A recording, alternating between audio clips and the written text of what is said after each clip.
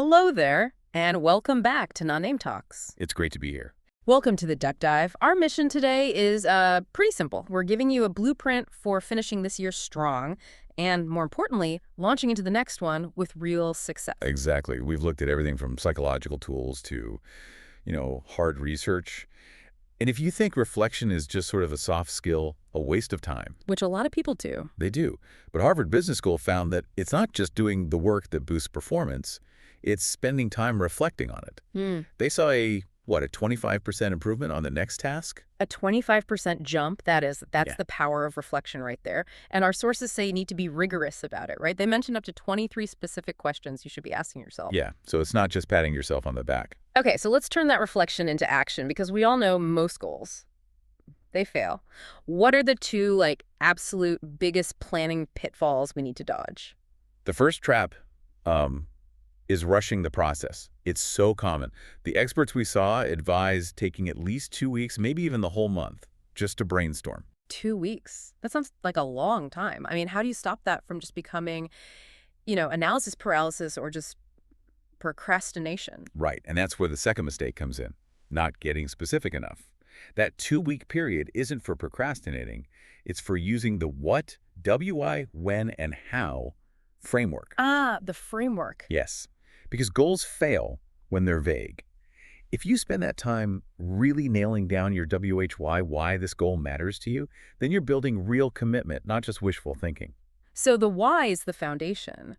But then what's the biggest obstacle to keeping that commitment? The sources really point to this one psychological skill, letting go. That's it. And it's so misunderstood. People think letting go is just, giving up.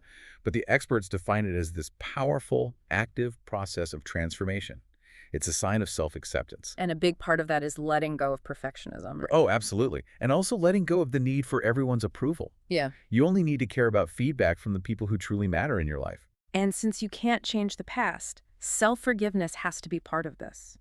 The sources are really clear that dwelling on guilt or mistakes, it actually harms your health. It generates this negative, corrosive energy. They use this incredible analogy. They call it garbage in the heart. Garbage in the heart. Yeah. It's all the unforgiveness, the unrealistic expectations you have for other people, the self-criticism. It all just builds up and causes pain. The solution is to actively stop taking in that garbage. So you tell yourself, this isn't helping me, forget it. Pretty much. Just actively deciding, this isn't making my life better. So once we've dealt with those internal blocks, we have to build some external defenses. Yeah. And that brings us to boundaries. Right. And boundaries are just self-respect in action. They aren't selfish. Yeah. We're talking about, say, emotional boundaries like not absorbing someone's unreasonable criticism. Or not trying to fix everyone else when you're struggling yourself. Exactly. And time boundaries are huge. Yeah. Actually protecting your days off from work. This all seems to connect back to self-awareness, which leads to another tool, journaling. It helps you organize all those scattered thoughts. And when you organize your thoughts, you start to spot the negative patterns. And that's the first step in cognitive behavioral therapy, or CBT. Right. So CBT is all about changing those patterns. Yes, by first identifying what they call cognitive distortions, which are really just thoughts that are skewed from reality.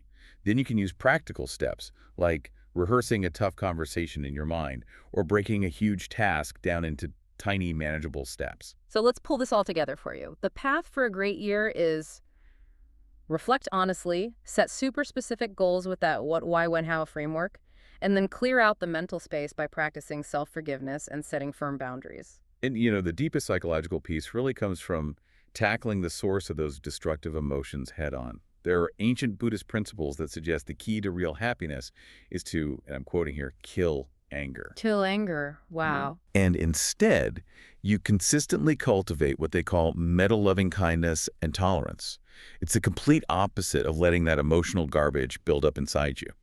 So as you plan your year, we'll leave you with this to think about. Based on what held you back this year, what emotional garbage are you going to commit to killing in your own life next year?